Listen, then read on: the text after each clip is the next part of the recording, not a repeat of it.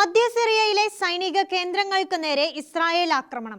സിറിയയിലെ പാൽമിറ നഗരത്തിലെയും ടിയാസ് വ്യോമതാവളത്തിലെയും സൈനിക പോസ്റ്റുകൾക്ക് നേരെയായിരുന്നു ഇസ്രായേൽ സൈനിക നടപടി ഉണ്ടായത്.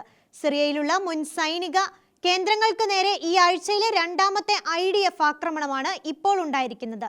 ജിഹാദികൾ ഭരിക്കുന്ന സിറിയയിൽ നിന്നും നിരവധി ഭീഷണികൾ ഇസ്രായേൽ നേരിടുന്നുണ്ടെന്നും ഇസ്രായേൽ പ്രതിരോധ മന്ത്രി ഇസ്രായേൽ കാറ്റ്സ് പറഞ്ഞു. സിറിയയിലെ മുൻ സൈനിക കേന്ദ്രങ്ങൾ, ആയുധങ്ങൾ, സൈനിക സൗകര്യങ്ങൾ എന്നിവ ഭീകരസംഘങ്ങളുടെയും വിമത സർക്കാരിന്റെ സൈന്യത്തിന്റെയും കയ്യിൽ എത്തപ്പെട്ടാൽ ഇസ്രായേലിന് കനത്ത ഭീഷണിയാകും നൽകുക. ഇതുണ്ടാകാതിരിക്കാനുള്ള മുൻകരുതലിന്റെ ഭാഗമായിട്ടുള്ള നടപടികളാണ് ഇസ്രായേൽ സൈന്യം തുടർച്ചയായി സ്വീകരിച്ചു വരുന്നത്. T4 എന്നറിയപ്പെടുന്ന വ്യോമതാവളവും പൽമിറയും സിറിയയിലെ ഹോംസ് പ്രവിശ്യയിലാണ് സ്ഥിതി ചെയ്യുന്നത്. ഇവിടെ ഇസ്രായേൽ എയർഫോഴ്സ് നടത്തിയ ആക്രമണങ്ങളിൽ പുതിയ സിറിയൻ വിമത സർക്കാരിന്റെ 2 സുരക്ഷാ സൈനികർക്ക് പരിക്കേറ്റു. കഴിഞ്ഞ ചൊവ്വാഴ്ച മധ്യ ഹോംസ് പ്രവിശ്യയിലെ മുൻ സിറിയൻ ഔട്ട്പോസ്റ്റുകളിൽ ഇസ്രായേൽ ആക്രമണം നടത്തിയിരുന്നു. 4 ദിവസങ്ങൾക്ക് ശേഷമാണ് അടുത്ത സൈനിക നടപടി ഉണ്ടായത്. കഴിഞ്ഞ ആഴ്ച 22 ഇസ്രായേലി യുദ്ധവിമാനങ്ങൾ സിറിയയിലെ ലക്ഷ്യങ്ങളിൽ 60-ലധികം ബോംബുകൾ വർഷിച്ചു.